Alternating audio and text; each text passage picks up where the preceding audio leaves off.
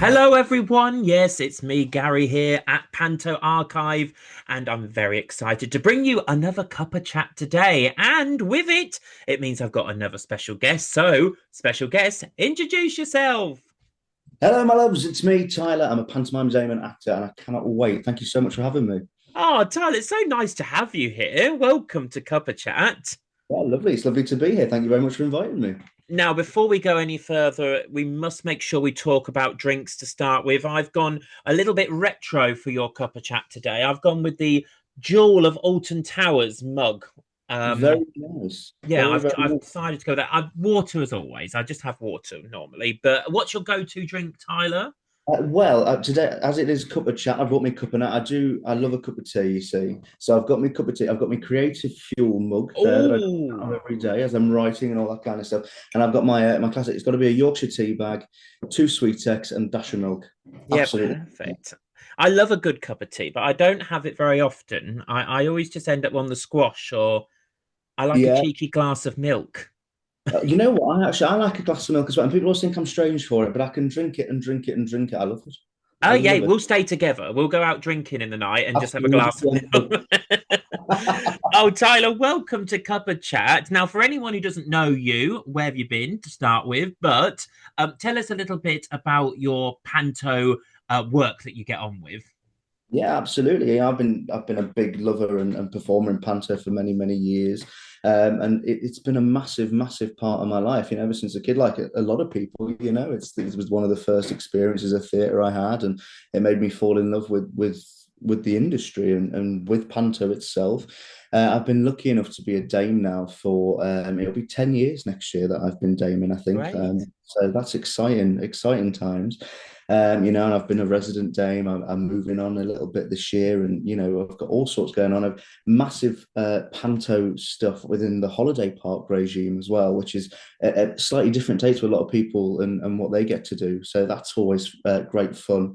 And yeah, I've got some exciting things coming up this year with some roles that I've never done before, which is exciting as a dame. And yeah, it's fantastic. I love it. It's a great, great love of my life.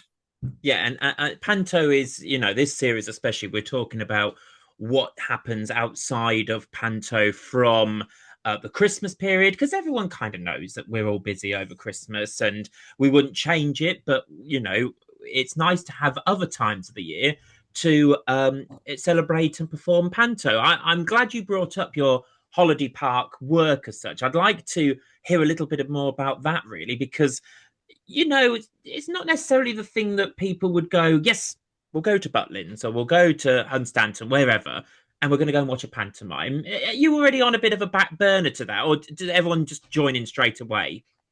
Look, to be honest, it's people. I think, especially the last couple of years, obviously Panto's always been such a big thing. It's such a great institution, but it sometimes it's really high, and then sometimes, just like anything, it goes out of fashion a little bit, and Yeah, then all of a sudden it's everywhere again.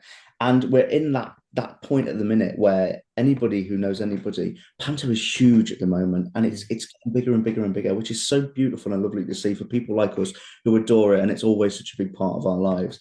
But what I noticed in the holiday park sector over the last couple of years, and because I've been working and gigging and running holiday parks for a long time now, it's another great passion of mine and another reason why I got into the industry.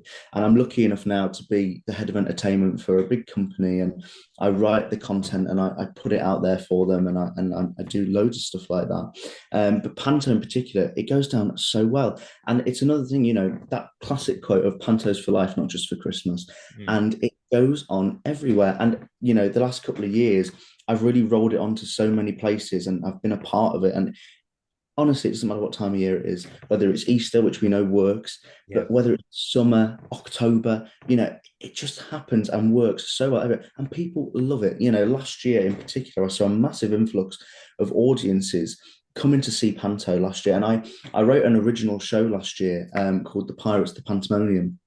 And it's a show that I put together, and I sat and I wrote it in a day, and it had all the classic elements in, but I wanted to do a new story because it is nice. We're so used to doing the Dame Trots, the Twankies, the Mm, Cinderellas, and this, that, and the other. I wanted to do something original but keep it panto. And a great theme is pirates. Look at Peter Pan and how well that goes down, especially the mm, last couple of years. I think we've seen such a big impact of Peter Pan. It seems to be everywhere at the minute. yes. So the pirates are a big thing at the moment. And so I wrote this show, and it's got all the elements, the key elements. It's got your ghost gags, it's got all of your slapstick, it's got the 12 days, it's got, the new version's got If I Were Not Upon the Stage. It's got all of those elements, but it was Mm, tied together by such a new, fresh story, and people absolutely loved it. And we saw this influx, on a holiday park, you've got your changeover days on a Monday or a Friday, and you could be really quiet in the evenings for the rest of the stuff that's on over the week. And then on that Thursday night, when that panto was on, all of a sudden, every week, it was wall to wall, standing room only, and people were absolutely loving it. We're in a holiday park and we're selling panto programs and merchandise, and it's mm. selling out. That it just shows what an institute it is and how loved it is and how well it goes down, no matter where you are, what time of the year. And so we've started rolling out more. And this Halloween, I'm lucky enough. I'm doing another great Hocus Pocus themed panto, and I'm playing the head witch, because of copyright, Wonderful. and and that's a brand new role, and it's gonna be so much fun, and it's gonna go down a storm. I already know it.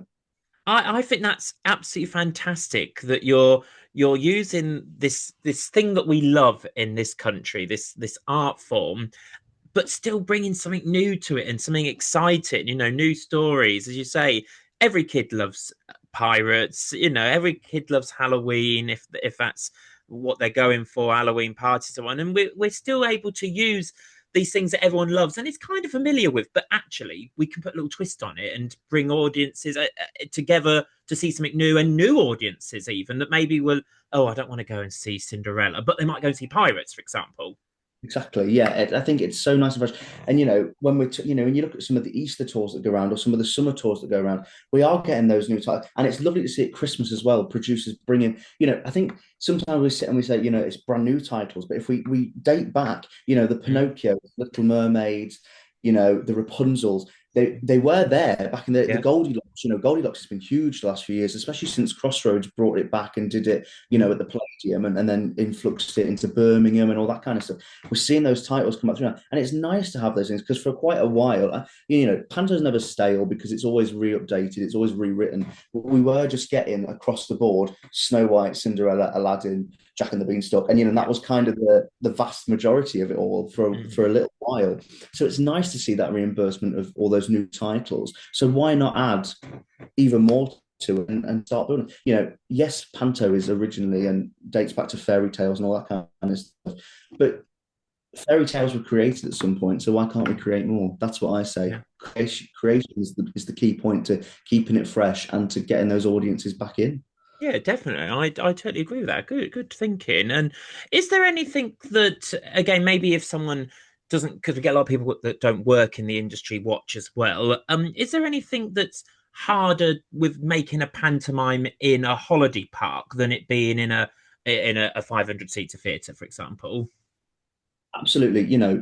With a holiday park, what you don't want to do, and knowing the audiences and being lucky enough to have worked these kind of venues for such a long time with so many different things, you know that you're not going to sit there and you're not going to do a 2 hour pantomime Mm, with a flying carriage over an audience or a gigantic crocodile coming out at them, and you've not got this and you've not got that. You've not got an ensemble of 15 juveniles and 10 pro dancers. You've not got a cast of 15 people, so you've got to write them specifically for 3 or 4 people as a cast. You've got to multi-role. You've got to find the ways that that story is going to work with just a small amount of characters. You've got to work with maybe an LED screen, and that's the set. You've got to mm, write it so that it works for the venue. It's got to be 45, 50 minutes long so that they're not losing the attention span. You've got to bear in mind, there's children here who are on holiday and they've been sugared up to the high heavens and they've been out all day and they want to crawl and get up on the stage. They want to join it. You've got to bear in mind, how are we going to make this work in this venue? Because it's not a theatre, it's completely different. mm, You're not working with an orchestra, you're working with backing tracks. So what songs are going to work best? What's going to fit in? How are we going to do a ghost gag because there's only one side entrance to the stage? So yeah. how's the host going to, you've got to, as you're writing it, You can't just write it and then direct it. You've got to kind of direct it as you write it line by line and Mm, think, this is the venue, this is the cast, this is who's doing this. This is because also with holiday parks, you might get fantastic singers, you might get fantastic dancers. You're not necessarily got actors. mm, They're not as they're more rare on holiday parks to find those actors. And people like us who go in, who are actors by trade and who have worked in the industry in theatre and professionally, we know the expectation, we know what we can do. But you've got to take these people and say, this is how we do it. You've got to teach them how to do it and hope that they can pull it off. And so you have to bear in mind, you don't want to give someone who's not got that experience all of the gags or all of the physical. If mm, you yourself have got the comedy experience, you'd then take the gag and you'd be the lead in that mm, routine. And then you guide those people. And that then also teaches those people and gives other people a leverage into the industry. And all of a sudden, those people who couldn't do panto because they were trained just in dance or they were trained just as a vocalist, all of a sudden they've got this love for panto and they've developed a skill in not necessarily as full actors, but within pantomime, they know, oh, this is that character, this is that archetype, and I know how to do it because I've started to learn. I can now be a villain. I can now look at being a comic, mm. you know. And it's nice to see that progression in people because I think sometimes we limit people or we don't allow people to expand. They box themselves off as I'm a dancer, I'm a vocalist, I'm a performer, I'm a host. Okay, but what else can you do? Because it's there, I can see it in you. So let's drag it out. And I think Panto is a great way to do that because there's so many different types of character. There's so many routes you can go down. And once you've found it and people are comfortable, you pull it out of them. And it's great to see because you see this flourishing cast of people. And all of a sudden, you've got this five-star Panto that could go on in a theatre with people who hadn't even trained in acting. And it's Yeah. brilliant. Yeah, it's amazing. I mean, the reason I brought my dual Alton Towers mug is because we made a panto in COVID year, which was Oh, had yeah. to be outdoors with the holiday, with the Alton Towers Resort, and it was very, it can only be an hour. You can't have any of the shouting because that was the restrictions at the time, and it wasn't until I'd done that that I thought, you know what, this is what these holiday parks have to do. They are fighting maybe karaoke next door, or there's a climbing wall, or what, whatever, swimming pool is open, and you're trying to get obviously your audience to come in and to stick with you. But not everyone maybe is going to be able to stay an hour or is going to be able to stay a bit, but you still want to entertain them, don't you? That's the whole joy. Absolutely. And you've also got to remember, like when you do it in a theatre, people are paying for the ticket to come and watch the show. On Mm, a holiday park, it's a molded part of their evening or their daytime schedule. Some people are going to come in. Yes, there's going to be people sat there at the front row and on the floor who are wanting to watch that show, and that's why they've come. But there's people in the back who just are there to have a pint and have a laugh, and they're talking amongst themselves. And you've got to learn the level and you can't be too precious about, well, they're not sitting and paying attention to me. mm, You've got to work with the people that want it. And what you'll find is eventually the whole room's watching. Because if yeah, you give them something good enough to watch, then they want to watch it. yeah, And a lot of people, I think a lot of people will come in and, it's very much, oh, it's just a pantomime. That classic thing of it's just a pantomime. mm, People don't understand the work that goes behind it, the level that we can have. But then they come in and they watch, and after the first 10 minutes, they're hooked because mm, we've given them the story. There's the full-fledged characters. There's a set, and that's the tricky part. You've got to create, but then it's no different to creating it in a theatre because yeah, when you're doing it in a theatre, you've got to give the same thing. You've got to catch that audience. So that's ultimately what you're doing. You're working with an audience that you've got to create and you've got to catch. No one comes into an auditorium as an audience. You've got to make an audience every time you go on that stage. You make them into an audience for that performance. And that's exactly what you do here as well. yeah, fantastic. I love it. I love it. And let's move on to your Christmas sort of role as such now, which is you get, like me, you get all dolled up every Christmas. Would you change it for the world? Obviously not if you've been doing it 10 years. Yeah, not at all. The Dame, I was very lucky. There's not many people that start off in Panto as Dame. Mm, And I was one of the lucky few because usually you'd start off maybe as a comic or as a villain, and then you sort of work your way up, and then yeah. you get to your mid 50s and you suddenly take over as the Dame because you've been there for and there's a select few of us that haven't done that, and we've been lucky enough to start straight away and create that. And it excites me because there's people like us who then 10, 20 years from now, if we've already made this fully fledged woman, what's it going to be in 10 years? Yeah. The level we could be at is just insane, and it really excites me. There's me, people like, a good friend of mine, I think's been here on here before, Jamie Riding, Oh, we you know love Jamie. Yes. love Jamie and bless him.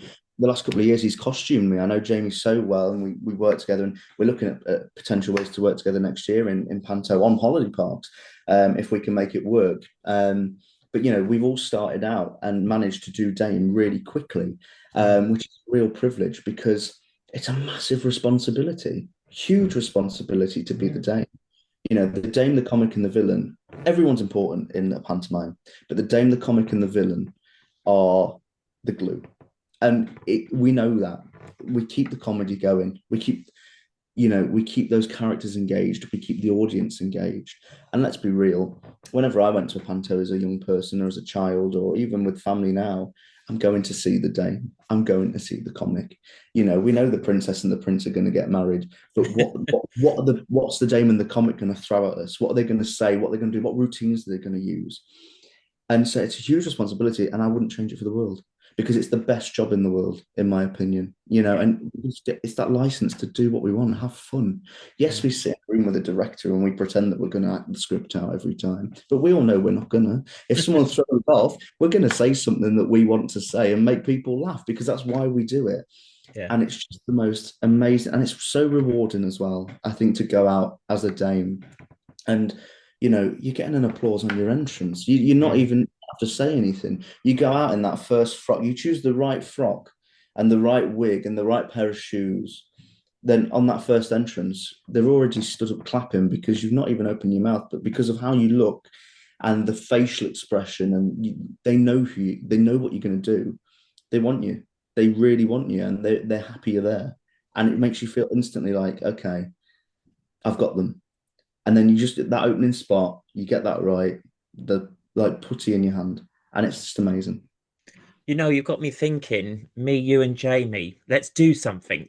The Let's do not maybe, musketeers, but the maybe well, three. you should join me at Halloween, and we should all be the three witches. Oh, yes, we could do that. Me, you, and Jamie, if you're listening, there you go. We've Yeah, got a I'm gig sorted watching. next Come on year. over. For anyone who, you know, maybe is new to the panto world and so on, as you say, we are very lucky that there is, because as you say, Dame is normally people who have been around a long, long time, and I found personally that there was the gap of COVID that brought this into light. Really, that some of the dames didn't want to do it anymore for understandable reasons. We didn't know what was going on in the world, and that's where I was managed to have my little sort of breakthrough into Dame world. But if someone's trying to break into Dame now, what would your advice be for those young performers? Because it is difficult. We do hog it a little bit, don't we? We're not giving it up. Not at all, and I think it's an intimidating role to try and get into because you look at every poster for every year at a certain theatre and it's our faces. It's always our ugly mugs up there every year because we all go, we're coming back. We're all texting producers in January, had a great Christmas. Want me back next year? Want me back next year? We are all, we are like that because we love it so much. But to the people who want to break into it, I think, first of all, they need to remember we all did, so Mm, they can. And yeah. I think something that's so easy to be defeated really quickly and looking at, well, they're never going to leave. Look at Jamie, look at Tyler, look at Gary. They've all been doing it 10 years. They've got about another 50 years on them. We're never going to get in. Mm, But don't forget that for every person that comes in, another person goes out. People say, this is my last year now. I've done this for 50 years now. But also, there are so many new companies every year starting a panto or mm, looking for a sister. A great way to break in, I think, into Dame if you've not got the experience is to maybe look at being a sister because yes, mm, there is a resident Dame there who's also going to be the sister, but if they're looking for a second Dame, that's a perfect opportunity to say, let me try. Because mm, not only can you get in then, yes, it might only be a year contract and you're not going to get a residency or you're not going to get asked to come back because this other person definitely is going to, but you're getting a year's experience on the stage in a Dame. It's a different type of Dame, so you can really play with the character that you're starting to create and know the evil side, the happy side, so that if you get thrown into that, you've got two bits to leverage from, mm, but also you've got another person to learn from. You've got another person to create from because my biggest advice would always be don't be someone else. mm, Don't be someone else. The Dame that if you're a really good Dame, then you create a full-fledged woman, I think. and you will have, and I have. My dame is a well-rounded person who I've worked on for years and years. Mm, You don't just put on a frock and go out and speak. mm, You create that character and yeah. you tap into that character. And I think that's my advice is find who you want to be. It's great having inspirations. My dame is drawn from so many people, not only dames, people as well. If I look at my dame inspirations, of course, the fantastic Michael Batchelor, who is just a brilliant dame, you know, the fantastic dame like Morgan Brind, who does Derby and has Little Wolf, fantastic, who I used to base my makeup off of. Mm. There's so many different things you drag from so many people. Look at people like Malcolm Lord, he's been in it such a long time. He's got so many nuances and brilliant things that he puts into it. Martin Ballard, who I grew up seeing because I was, I'm originally from Leicester. Don't hold it against me, but I am. Hey, no, And we're big Leicester fans. I was speaking to Jack the other day on here, so which is Martin's son, obviously. Yeah. yeah, so like Martin, who one of the dames I grew up watching, and was a massive inspiration. But then also, I drew inspiration from a lot of comics, female comics. Mm, Julie Walters, in particular, was a massive inspiration for my dame as the character of Petula Gordino in Dinner Ladies. I was brought up watching that TV show, and I dragged so much inspiration from the way she would walk, and that I thank her, because if it wasn't for her, I think I wouldn't have learned the art of comic timing in the way that I did. mm, And I base a lot of my timing on the way she would have said things or the way that she would have broken words up, because I know it works. And I mm, took so much inspiration from that. And then also normal actors as well. And one of the first role I ever did dressed as a woman wasn't a dame. It was Edna Turnblad in Hairspray. And mm, I've done Edna, and it was, Hairspray is an amazing musical, one of my favorites. And it was always a dream role. And when I got it, it was so great. And, and that's because I'd seen Harvey Fierstein do Edna, and he did it so well. And so I drag inspiration from him as well, from that role, from what I took and what I created there, and I brought it into the dame. And my dame has got a gruffer voice. mm, She's very she's mumsy, but she's also a little bit harsh. She's a mm. bit judgy sometimes, and I was really lucky to get a review. One of my biggest inspirations, of course, was Les Dawson for my dame. And I was really lucky in 2023, I was doing Jack and the Beanstalk in Bournemouth. And Panto Mag's review, compared me to Les Dawson. And that for me was a career moment, Mm. because that's what I wanted. That's the level I want to be at. And that just shows that the character I thought I'd created has been created. And it Mm. was a great cherry on the top for me. It really was. So that's my advice. Look at everybody. Who's going to be your inspiration? It doesn't need to just be one dame. It doesn't need to just be one person. Take things from loads of people and create that person. That's the most important thing. Yeah, and create a character. We say on here quite a bit that it's gone of the days where you can just turn up, as you say, and just be a man in a frock. There's got to be character, there's got to be feelings behind it, and so on. I really enjoyed looking at your CV that you sent me, because you've played so many different great types of dame as well. And I suppose again, you kind of explained it a little bit, but it'd be nice for the audience to understand the different ways that you look into the character when you're given the role, because as you say, we all have the type of dame we play. We take these elements from things, but how do you make it different for a different character? Because I played Mrs. Smee last year from Peter Pan, but this year we're doing Beauty and the Beast, so she can't be that character. What would you give as people's techniques for that? Yeah, but I think, do you know what? This year I've got a real challenge with that kind of thing. And I've had to think about it myself as well, because when you do it on year basis, it's a bit easier because you've got that whole year to go this and the. And this year I'm really lucky. I'm working with Charming Entertainment this year, who Mm-hmm. I've not worked with before. And Joe said to me, we've got two opportunities if you want them. And so I'm doing the Santa Express pantomime, which is the pantomime they wrote last year. Steve Boyce wrote it, and he's a legend, and he's directing it this year. So I can't wait to work with Steve. And in that, I'm playing Dame Dolly Christmas, who is Santa's husband. So that's more of a sort of mumsy dame. So I already know I'm going to draw experience and take things from when I've done like Dame Trot or Widow Twanky, because they're the mumsies, and Twanky's my favourite dame to play. So I always take a lot from what I took from her. And it's that kind of you've got to be mumsy and warm and welcoming, and you take that thing where you sort of bring in the audience in with your hands, and you're warming them up, and you want what you want is for at the end of that show is if they were to come out and see you in the auditorium in that outfit, you want a kid to run up and be able to think they can give you a hug. Mm. That's the character you're creating for that kind of role.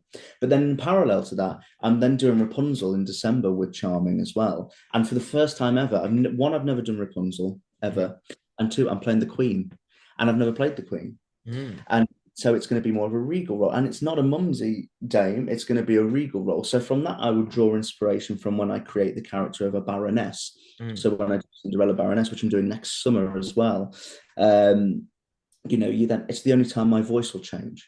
And I'll Mm. change the voice of the dame because I don't want it to connect to the mum dame. Mm. Because what you do then is if you are working in a similar venue and you've got the same audience, you are fusing the two together, and you are making the mumsy dame look as if she's evil, Mm. because what they remember from last year is they're taking the same characteristics. So when you take on that baroness role or that regal role, it's all about the posture and the hand movements and the way you draw your face on. There's so many, and I think the drawing of the face also helps you get into the character. If Mm. you're being a Nottingham, you've got the big blue eye shadow and the big wide eyebrows and the big beauty mark and the big red lips and the big red rosy cheeks. It is easier to, be more fun and bubbly. But if you've got on a sharp purple lip and a big pointy eyebrow and these big cheekbones, and you've got on black leather gloves and you've got your cane, Mm. it's a lot more, and you bring the hand up and it's more regal. And I think it helps you to get into that character. And that's the important thing. It's all about the physicality. I think that's the main point of changing a character: physicality and movement. If I was walking around as a dame, I'm a bit frumpy and I push the boob up every now and again. And if I run off stage, I sort of toddle off in my little Laduca boots and, run off stage. Whereas if I'm regal, I'm going to be walking with strides with my hands in the air and, Mm. and all that kind of stuff. So the physicality is the really big, important part of that. And then you've got that bit in the middle, which is the ugly sisters. Mm. And it depends which sister you play. In my opinion, every good pair of sisters has the sort of the mean, scary one who's the nasty one. And then they've got the dumpy sort of thick one who doesn't really know, and just goes along with things. And I did that last Christmas. I did Cinderella as a sister with the fantastic Tim Hudson, who is just the most wonderful man. I love him to bits. Fantastic actor and fantastic Dame. And he's doing Dame Trot this year for a brand new Panto, Braintree Panto, at the Institute, which will be fabulous. And I wish I could go and see him.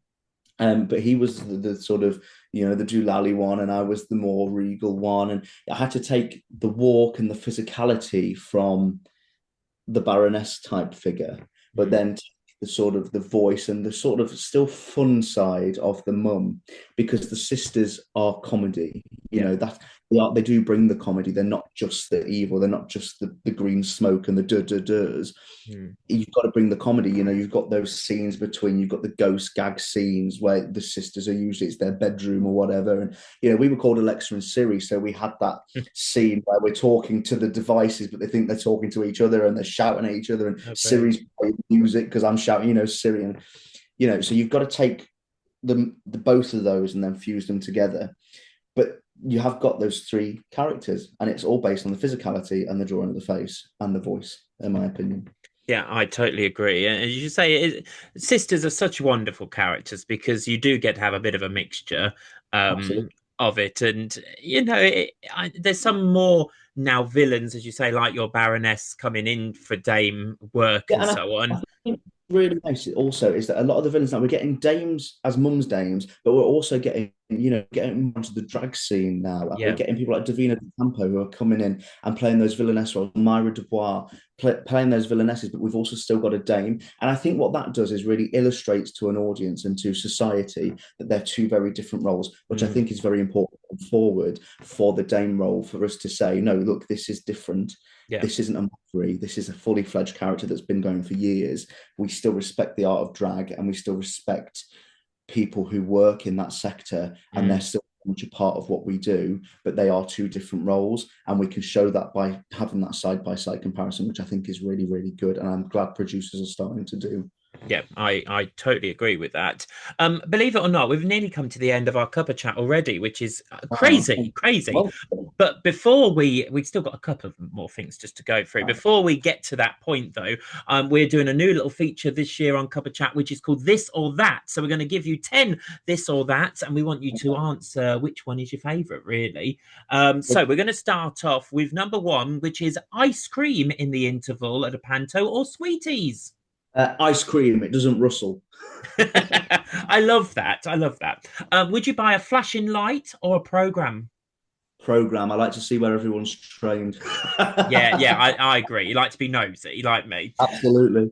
A Christmas Eve show or a Boxing Day show?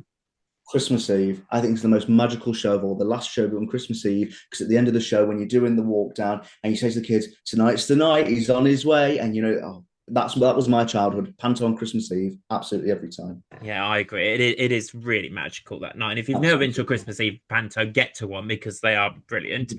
Stage left or stage right? Oh, Rich, you know what? It does depend because I do like being the villain as well. But my heart is with stage right.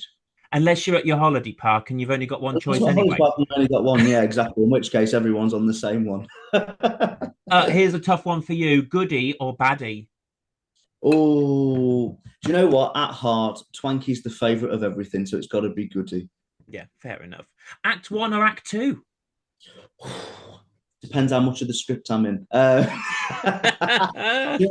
say act two purely for the fact of I feel like when people come back after the interval, they're re-energized, they're ready for it, they want to see the end of that story, and also we get to wear our fabulous walk down costumes, which are always the biggest and best. Yeah, and also the most pain in the bum to put on, but we'll forget about that bit. Do you like loud audiences or quiet audiences? Oh, loud audiences. A quiet audience. Do you know what? A quiet audience can be fab, but loud, scream at me. Scream at me. That's what I want to hear. And chuck roses and flowers and chocolates and Absolutely. everything. A 10 a.m. show or 6 p.m. show? 6 p.m. 10 a, you know what? I love a 10 a.m. To be honest, 10 a.m. school shows, I love them because the audiences, you cannot go wrong with a school audience. They're Mm, always absolutely brilliant. They love it. Absolutely love it. But at 6 p.m., I love it. It's dark outside as they walk into the theatre. The Christmas lights are shining. They yeah. walk in. And I think there's something magical about going to the theatre in the evening. It's always that sort of wow kind of thing. And you come off stage at 9, 10 o'clock at night and you've just done a fantastic evening of work and it's just fabulous. Yeah. Tea or coffee? Tea, not a Yeah. coffee drinker at all, but I drink about 10 mugs of tea a day. So I've still got enough I was going caffeine. to say, we kind of know that one from the beginning. And finally, Cinderella or Sleeping Beauty? Oh, do you know what? I'm going to have to say Cinderella, and there is a reason behind it. Number one, I love all the roles I've played in Cinderella because you can be a sister, you can be a baroness, you can even be a nanny. It doesn't matter. We Mm. fit in everywhere in that story, and it's so magical. It's such a traditional panto. But also, I used to work with the Pantomime Association as a judge, and I did that for quite a few years. And one year, I saw 11 Sleeping Beauties in a row, and it's just put me off just a little bit. Fair enough. I mean, never thought of it like that before, but yeah, fair enough. There we go. That was our this and that's. Well done. That Oh, was good. Quick fire thank you. there. We have got time then for one final question, which we like to ask all of our participants here on Cuppa Chat. Yeah. We'd like to know if I gave you the fairy godmother's magical wand right now, which pantomime would you like to perform in this year? And you can choose a celebrity who is going to be with you. They can be someone who's still with us or who's sadly passed away. It's up to you. Do you know what? It would have to be Aladdin, my favorite pantomime of them all, absolutely an Aladdin. And I think, oh, this is such a difficult decision. Do you know what? I think I would bring in Julie Walters, I think, as the genie of the lamp. I think that would, Oh, and also I'd love one extra. I'll just be a bit sneaky. My one of my biggest inspirations as Dane I ever saw was Ade Edmondson in the ITV Jack and the Beanstalk as Dolly Trot. Absolutely fantastic. I'd love to get him in as well. But obviously, as Danes, that's my job. I was going to say, you're giving your job away. Yeah, no, not at all. Not at all. Then we can do the changes if he wants, because sometimes they're a bit knackering. Yeah, fair enough. Fair enough. Tyler, I can't thank you enough for joining us here on Cuppa Chat. Tell us, because you've got loads of stuff coming up, tell us where we can find you for the rest of the year. Yeah, no worries. So the Hocus Pocus theme pantomime is open to the public. That's Line Holiday Parks over North Wales. So that's over the 2 weeks of October half terms. That'll be between the 17th and the 31st of October. And then in the tour of the Santa Express pantomime, which is going all over. We've got one in Barrow. We've got Bolton. We've got Dundee. We've got a couple more that have gone out of my head. So that's over November. Then you can catch me in December in at the Chetwynd School Theatre in Rapunzel as the Queen. And then over next summer, you can catch me as the evil Baroness Voluptua in Cinderella at Lions Robin Hood in Prestatyn. And then after that, you can catch me, Tyler, and Jamie doing something. We're going to have to do it now. I This know is he'll be watching. I'm going to give him a call after this and say to him, me, you, and Gary, we're on. we're on. We don't know what we're doing, but we're doing something.